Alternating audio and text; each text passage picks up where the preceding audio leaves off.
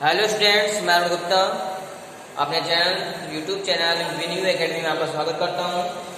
चलिए आज हम कुछ क्वेश्चन प्रिपरेशन से रिलेटेड लेके आए हैं, ठीक है ना। तो प्रिपरेशन क्वेश्चन कैसे सॉल्व किए जाते हैं, जैसे यहाँ पर है गिवन नंबर आर का प्रिपरेशन और ए और बी दो क्वेश्चन आपके दिए हैं कि कुछ चेक करना है कि प्रिपरेशन में है या नहीं है, ठीक है। प्रिपरेशन में होता क्या है, दो रेशियो होते हैं, दो पेयर ऑफ रेशियो होते हैं जिनको दिखाना होता है कि दोनों जो क्या है आपके इक्वल हैं, ठीक है। तो अगर if A B C and D आपके फोर नंबर्स हैं are in the proportion, then उनको हम रिप्रेजेंट करते हैं A ratio B proportion C ratio D, ठीक है। अगर रेशियो को हम अपान दिखाते हैं तो A upon B equal to C upon D, ये हमारा होता है। अगर इसको क्रॉस मल्टीप्लिकेशन कर देते हैं तो क्या हो जाएगा, हमारा क्रॉस मल्टीप्लिकेशन करने पर आ जाएगा A B equal to C B C, तो ये हमारा फार्मूला होता है। अगर हमारा कोई फोर नंबर्स प्रोपोर्शन में है तो ए का डी से मल्टीप्लाई और बी का सी से, तो इसी को हम क्या कहते हैं, जो है अगर हम बाई ये एक्सटर्नल पार्ट है तो एक्सटर्नल मल्टीप्लाई और हमारे इंटरनल पार्ट है तो इंटरनल, इसको कहते हैं, इसका आंसर क्या लिखते हैं हम, product of extreme equal to product of extreme equal to product of mean, ठीक है।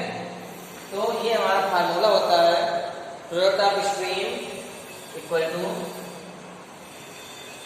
प्रोडक्ट ऑफ एक्सट्रीम यानी पार्ट का मल्टीप्लाई ए का बी से मल्टीप्लाई कर दिया और बी का सी से, ये हमारे मीन टर्म हो गए, बीच के टर्म हो गए और ये हमारे बाहर के पद है, इसको एक्सट्रीम कहा जाता है।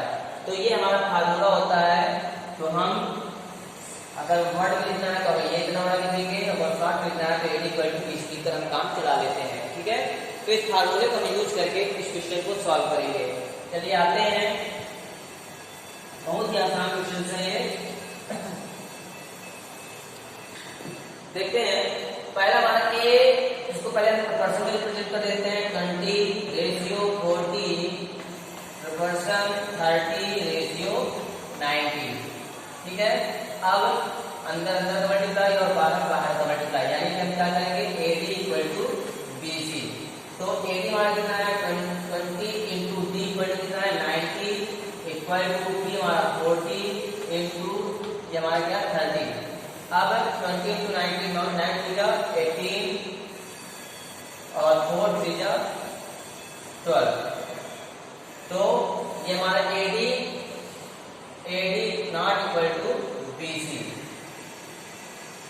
ठीक है। तो ये दोनों हमारे क्या है, इक्वल नहीं है, तो given numbers are not in proportion, so given numbers not in proportion, ठीक है। सिंपल सा, हमने स्ट्रीम मल्टीप्लाई और प्रोडक्ट ऑफ स्ट्रीम कर लिया, इधर प्रोडक्ट ऑफ मीन कर लिया, दोनों हमारे इक्वल नहीं आ रहे हैं, इसलिए हमारे जो गिवन नंबर्स हैं ये प्रोपोर्शन में नहीं है। चलिए दूसरा क्वेश्चन इधर का देखते हैं। तो 16 रेशियो 8 प्रोपोर्शन 20 रेशियो 10, इसको भी मल्टीप्लाई कर लेते हैं, तो AD इक्वल टू BC से, तो 16 इंटू 10 इक्वल टू 8 इंटू 20, 16 10 जा 160 और 8 2 जा 16 0 आ गया। हमारा ये क्या आ रहा है, AD इक्वल टू BC आ रहा है, तो हेंस हमारा क्या हो जाएगा, hence given numbers are in proportion, ठीक है। तो इस प्रकार से हमारे जो गिवन नंबर्स हैं वो हमारे क्या है, प्रोपोर्शन में है। अगर दोनों इक्वल आ रहा है, ये साइड और ये साइड का मल्टीप्लाई अलग अलग, यानी product of extreme equal to product of mean अगर आ रहा है तो हम कह सकते हैं कि ये नंबर्स क्या हमारे प्रोपोर्शन में हैं। चलिए कुछ क्वेश्चन और देखते हैं।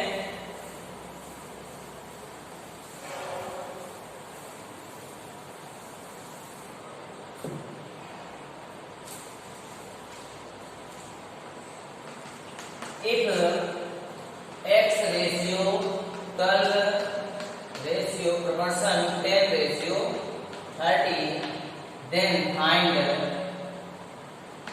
x, ठीक है।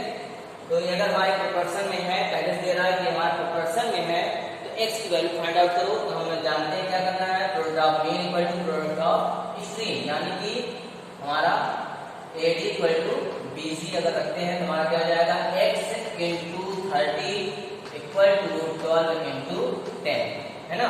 अभी मल्टीप्लाई किया जाएगा, डिवाइड हो जाएगा, तो x इक्वल टू हो जाएगा 12 इंटू 10 अपॉन 30, 0 से 0 कैंसिल आउट, 3 1 जा 3 4 जा, यानी x इक्वल टू आ गया 4। तो हमारा जो x है, यानी यहाँ पर जिसकी वैल्यू है x की, क्या होगी, 4 होगी, हमारा आंसर आ गया, ठीक है। बहुत ही आसान क्वेश्चन था। चलिए नेक्स्ट देखते हैं क्वेश्चन नंबर 3, देखते हैं। If 6 minus x ratio 7 minus x proportion 18 minus x ratio 22 minus x, then find x, then find x। Same question number 2 जैसे ही है हमारा, ठीक है। अब हम क्या करेंगे, ये हमारे दोनों मेन के टर्म हो गए और ये दोनों हमारे क्या हो गए, आपके स्ट्रिंग टर्म हो गए, है ना, सिंपल सा। तो हमारा क्या होता है, product of mean equal to product of extreme, है ना। यही हम करेंगे, इस फार्मूले को यूज करेंगे। तो क्या हो जाएगा, 6 minus x into 22 minus x equal to 7 minus x into 18 minus x। चलिए दोनों मल्टीप्लाई करते हैं, तो क्या हो जाएगा हमारा, x का x से मल्टीप्लाई x स्क्वायर और दोनों से मल्टीप्लाई कर लेते हैं, तो 6x और 23x इक्वल टू कितना, 28x, और तो x square minus 28x plus 6 टू जा 132 इक्वल टू, इन दोनों को मल्टीप्लाई करते हैं, x square minus 25x plus 126, ठीक है। तो मल्टीप्लाई आप जो है उसमें कर सकते हो आराम से। अब साइड चेंज करेंगे, तो x का टर्म x स्क्वायर का टर्म इधर ले आते हैं, x square minus 20x minus x square plus 25 x equal to 126 minus 132, x square से x square cancel out, 20x से 25 माइनस करेंगे तो माइनस का 3x इक्वल टू, इसमें से इसको माइनस करेंगे तो क्या जाएगा हमारा, माइनस का 6 आ गया, माइनस से minus cancel out, x equal to हो जाएगा 6 अपॉन 3, यानी x इक्वल टू 2 आ गया, ठीक है। यहाँ पर हम अगर x की वैल्यू क्या रख देंगे, 2 रख देंगे, तो हमारे नंबर्स क्या आ जाएंगे, आपके प्रोपोर्शन में आ जाएंगे। बहुत ही आसान क्वेश्चन था, सिंपली सिर्फ क्या करना था, इनको मल्टीप्लाई करना था और साइड चेंज करके सॉल्व कर लेना है, ओके। चलिए नेक्स्ट क्वेश्चन देखते हैं।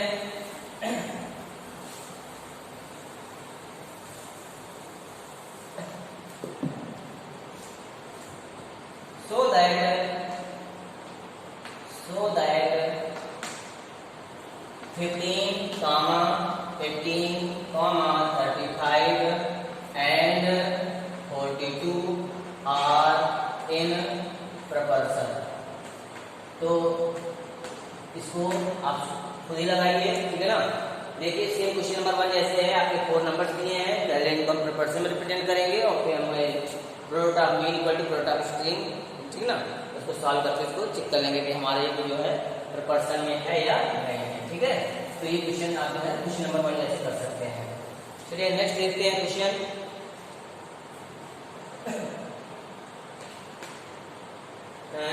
In the scale of a particular map is 1:1 lakh. On the map, the school is shown to be 2.5 cm away from the standard house. How far is this house from the school? Express this answer in kilometer. ठीक है। तो जो scale दिया है, scale of map equal to क्या है, 1:1 log, ठीक है।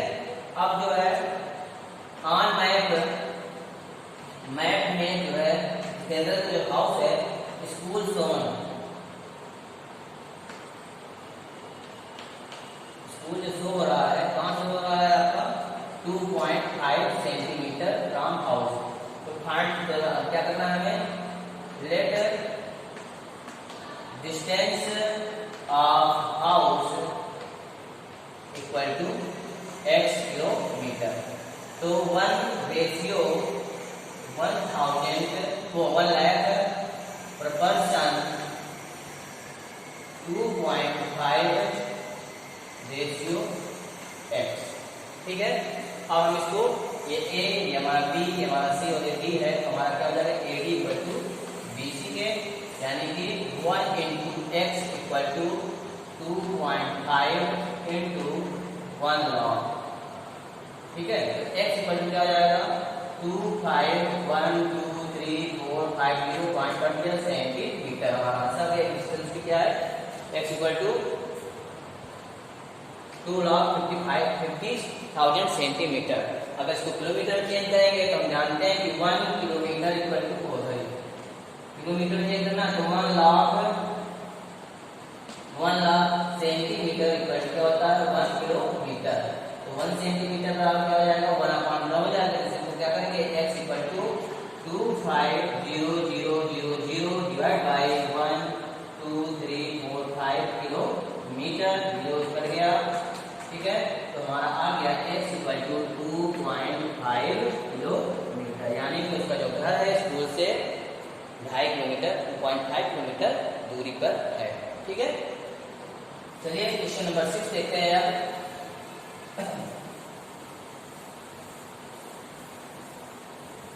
क्वेश्चन नंबर 6 है,